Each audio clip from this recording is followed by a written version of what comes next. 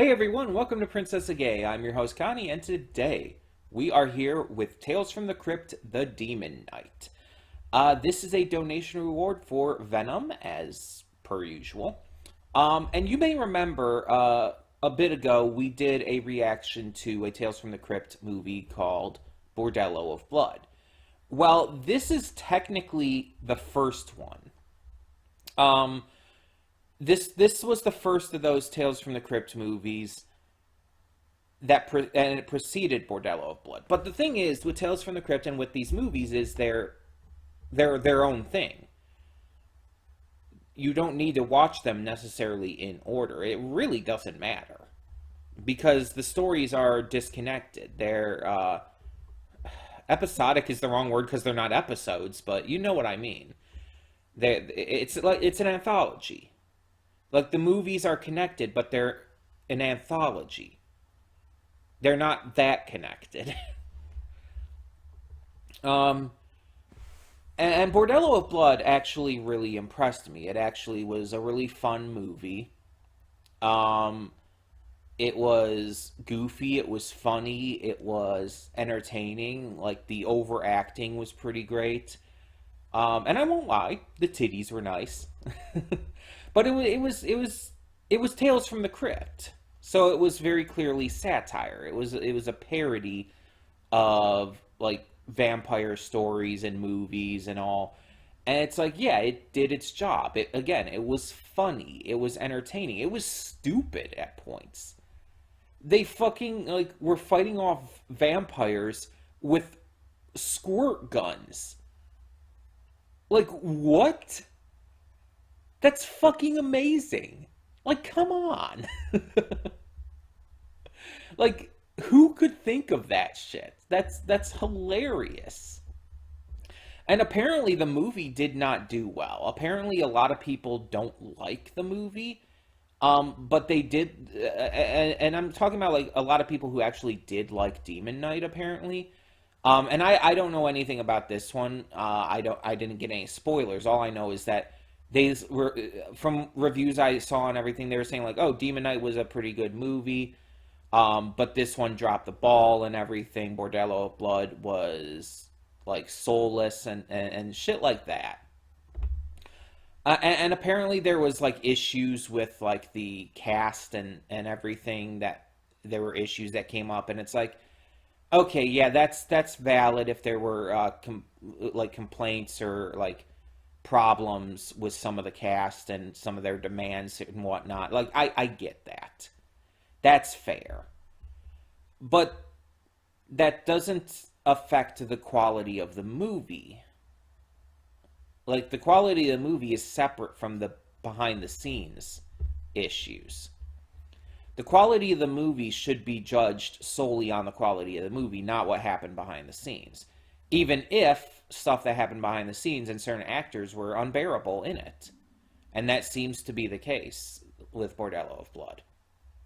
Um, but yeah, like people were judging it also on that stuff, and it's like that's not fair to judge a movie on. It's like I'm not going to go watch The Usual Suspects and say, "Oh, Kevin Spacey's an absolute scumbag, so that makes this movie terrible." No. The movie's a great movie, an amazing movie. Kevin Spacey's just a scumbag, and I hate him. Both of those can be true. It's kind of that thing that a lot of people tend to do in the world, where it's like, oh, someone's revealed to be an absolute scumbag, so we're going to automatically pretend like their works were never good in the first place. Like, oh, this story was never good. We never actually liked it. It's like, yes, you fucking did. It's like, it was good. You just don't want to admit it was good because it's associated with a bad person now. I admit, I loved the Harry Potter books growing up. I loved the movies. I was very into Harry Potter. But I won't read or watch or have anything to do with that franchise anymore because of J.K. Rowling outing herself as one of the absolute worst scumbags out there. Does that mean that I think that there's no quality to the movies anymore? No. the movies, the books, they still have a lot of quality to them. I mean, I've found out there's a lot of bad stuff in them too that I did not realize growing up, such as the anti-Semitism. But there is still a lot of value to them nonetheless. There is. And to say that they're inherently and entirely bad just because J.K. Rowling is bad and just because some aspects of it are terribly bigoted and bad is just not correct. Kevin Spacey was a phenomenal actor. To try and say he wasn't just because he's revealed to be a scumbag is wrong. So I feel you should judge the works on their own merit. And mind you, with the Harry Potter example, again, there are parts of its own merit that are bad, and judge it on those. Don't judge it on J.K. Rowling's transphobia and shit. Judge her on her transphobia and shit, but not her works necessarily. Unless her transphobia does bleed into her works. But from what we can tell, that's not the issue with her actual, like with the Harry Potter series and stuff. That just deals with other issues, like, again, the anti-Semitism and shit. But yeah, the point is, with Bordello of Blood, it's like, don't judge it based on the background stuff with the actors and how demanding and kind of shitty they were. Judge the movie based on its own merits. And honestly, I think it was great. And if someone doesn't like it, that's fine. That's completely fine, and you're allowed to not like it. But just do so for the right reasons. Almost every review I was saying just kept bringing up the backstage stuff, and it's like, that's not relevant here. It doesn't affect the quality of the film. If it affects you wanting to watch the film, look, okay, that's fair. But that doesn't mean it affects the quality of the film. That just affects your interest. But anyways, the point I'm trying to get at with all of this, I know I've been rambling about this, is that I liked Bordello of Blood. I acknowledged that some of the actors behind the scenes were shitty. I acknowledge that. But the movie itself was still good. For me, in my opinion, it was funny, it was enjoyable, it was ridiculous, it wasn't meant to be taken seriously, and it was a good time. I had a lot of fun with it. And now we are getting into its predecessor, The Demon Knight. Again, these are anthology things, they don't have to be watched in the technically release order. So I don't know anything about it, but Demon Knight, I assume there's a Demon Knight in it.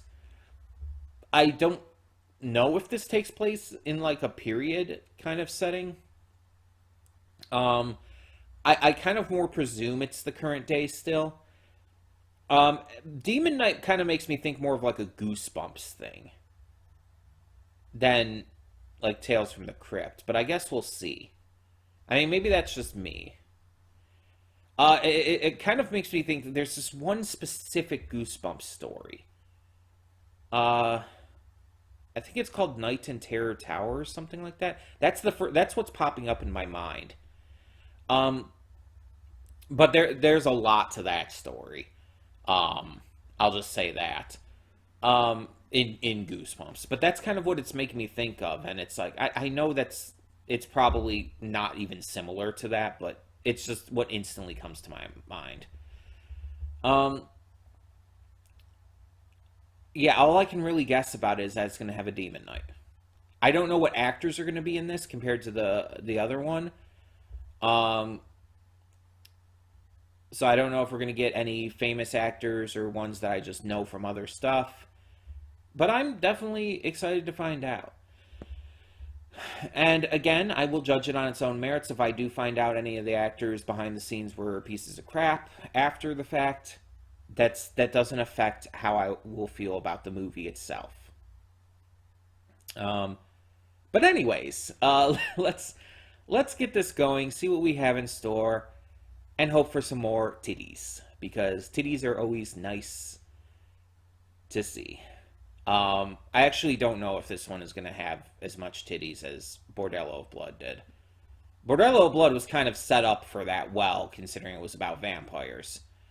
Like when you have female vampires, it's like you're gonna get some titty. Hell, when you have just vampires in general, you're probably gonna get some titties. They kind of go together, surprisingly, in a lot of media. But anyway, um, let's get this going. When the screen fades to black, pause this redirect and go to the description below. Follow the link to the reaction, and after you watch it, come back here to the redirect and resume play. Because after it fades to black and then fades back in, everything from that point forward will be my afterthoughts and will contain spoilers to the movie. So, that being said, thank you so much for tuning in, and I will see you at the reaction. And we are back, and we'll begin with spoilers in 3, 2, 1, now. So I'm not going to go through all of the critical reviews and responses on here. I looked at it in between. This movie apparently didn't do super well either, but it did better and got better reviews than Bordello of Blood. I'm surprised it didn't do well, considering other reviewers I talked about were talking positively about this, especially in comparison to Bordello of Blood, which is surprising to me because I'll just say right off the bat, Bordello of Blood was a lot better. A lot better. This movie, oh my, excuse me, that came out of nowhere. This movie was honestly kind of boring. It didn't go far enough with its comedy to really be that funny. I felt like it was trying to restrain itself, trying to hold itself back way too much, to the point where it just kind of, It really didn't come across as that funny. Billy Zane was great. The actors were great in it, as much as they could be. But the story was just kind of weak, too. And I felt like a little too ridiculous. And not even ridiculous in a good way. Not like, oh, it's so stupid and ridiculous, it works for the satire style of this. No, it's just dumb. The idea of the demons and everything in the first place, it's just kind of boring. It's an idea that's been done, and it's just not anything special or interesting or funny or anything here. It doesn't come across as that much of a parody. But then you also add in that that the key and everything was filled with the blood of Jesus, and that that the holder passes it down throughout history, and as long as there's some tiny bits of blood left in there, if you refill it with anyone's blood, it still mixes in, and it's just it got to be too much. And honestly, it just felt like it was trying to be a serious horror movie. Except where Billy Zane was involved. That was the only parts that felt like they were trying to make it a little more comical and a little more humorous. And it just didn't work. It didn't work because it felt disconnected. And, well, Billy Zane was great. The other actors in this were great. I have nothing against any of their performances or anything. My issue just comes down to how it was written, directed, and handled in general. And again, speaking in general, it was kind of boring. It wasn't that interesting. I wasn't having that much fun with it. I wasn't invested in the story or the characters. Which is through no fault of the actors, but more through the fault of the characters just were kind of bland as characters. They were just bland stereotypes. Also, apparently, Cordelia, the one girl, the first girl to die, apparently she was a prostitute. I found that out through looking that up. The fact that I had to find that out through looking that up, though, is kind of silly. It's unless I somehow missed something, like a big line of dialogue that mentioned that, there was nothing that mentioned that in the movie. And unless I somehow just completely glazed over that, um, I didn't hear anything that would have made me think that. I had no idea. I had no reason to believe that. Honestly, what I thought was happening was that I thought Roach was her boyfriend and that she was flirty with other guys because he was an asshole and, yeah. I thought she was just being flirty with other guys despite having a boyfriend. Like, my thought never went into that she was a prostitute. Which, by the way, I'm not going to try and, like, demean that idea or anything. Sex workers are real workers and they deserve just as much respect as anyone. I just want to get that out of the way. But, I just would have never known. There would be no way to, I feel. Um, and it's just, there's some things in it that just came out of nowhere too. Like the one guy who loved her, was planning to blow up the post office and shit, and it's like, what relevance does this have? Especially, you reveal it well after he's dead. It has no relevance to anything. It really didn't do anything for the movie. Other than introduce, oh hey, there's grenades here. And in the end, the grenades were practically useless, apart from, Bob and, the, the owner of the hotel, or whatever it was supposed to be. Bed and breakfast, something like that. Apart from them dying from the sacrificial explosion, it's like it didn't really do anything. There was really no point to it. It just felt like they just threw it in for the hell of it.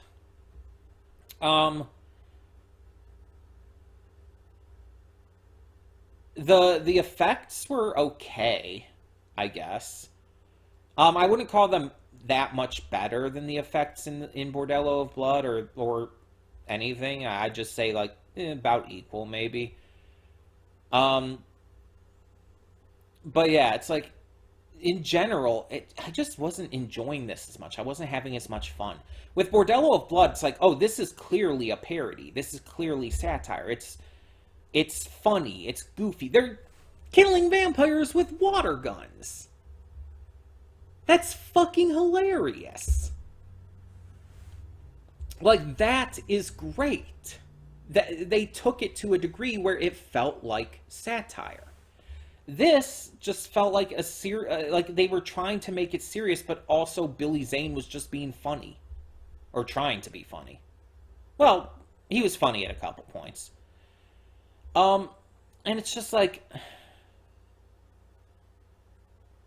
I couldn't even really get that excited about like the titties, and you guys know I get excited about titties. I love me some titties. Um, I couldn't even really get that excited about the titties because it's like the way it was they were presented and everything, the way everything was handled felt so lifeless.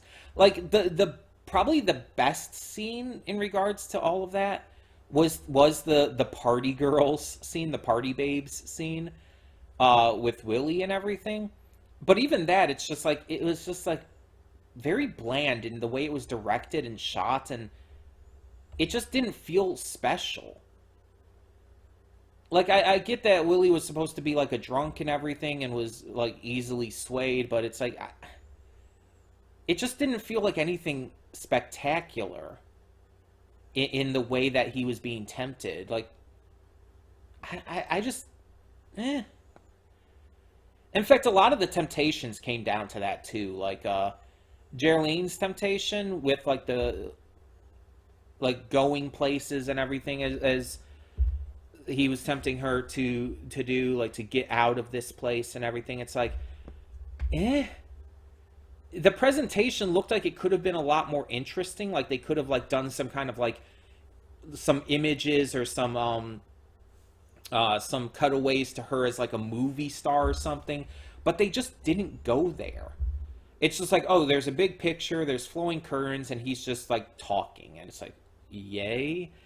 Like there's even a really interesting possibility for when Danny's reading the comic and is clearly going to be tempted by him in the comic. It's completely off screen. You just see the eyes glow in the comic, and that's it. And then the next time you see him, he's possessed. It's like such a waste.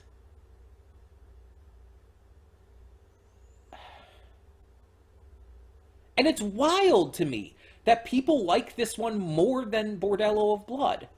Bordello of Blood was so drastically better. It was funnier.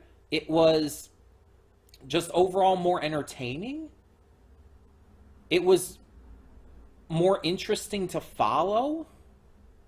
The story wasn't just generic, boring slop. Like, it was actually fun. And for a satire, it's like, it's supposed to be fun. That's kind of the point.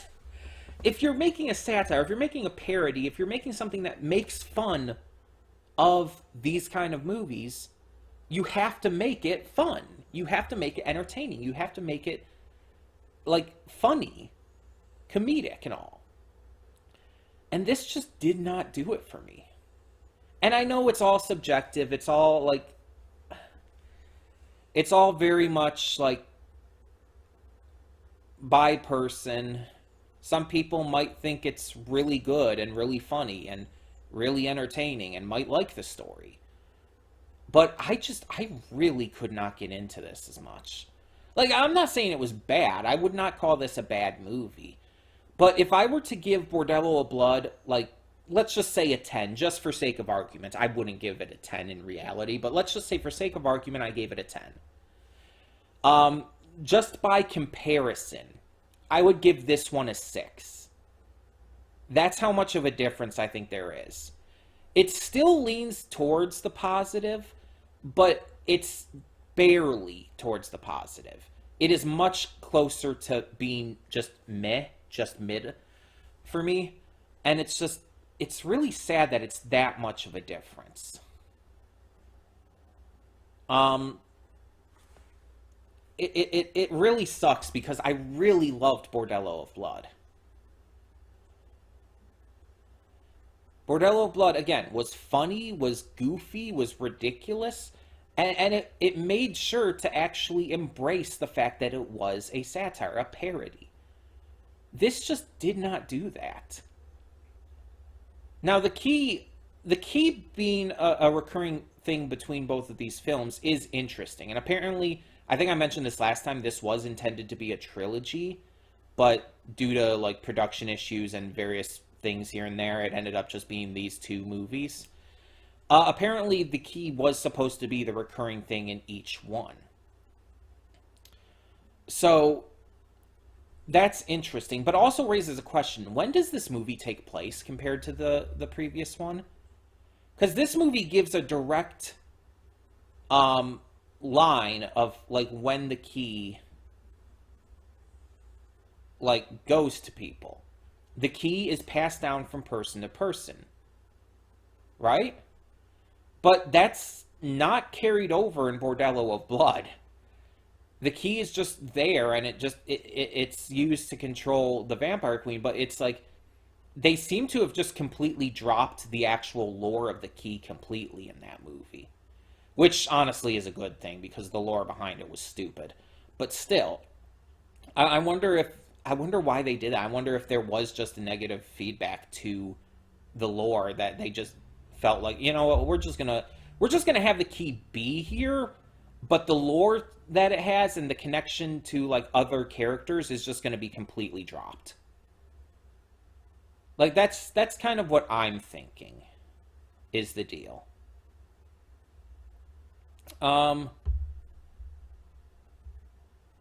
Yeah, and the soundtrack and everything for this wasn't anything to write home about. Um, Again, just nothing really impressed me with this. It wasn't bad. There were some, like, fun moments and everything. Again, Billy Zane was great. The actors were all great. They did it. They performed their roles well.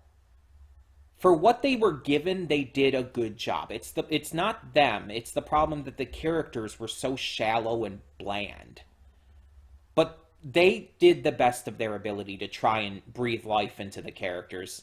They were just given a bad script and bad characters to work with. That's not on them.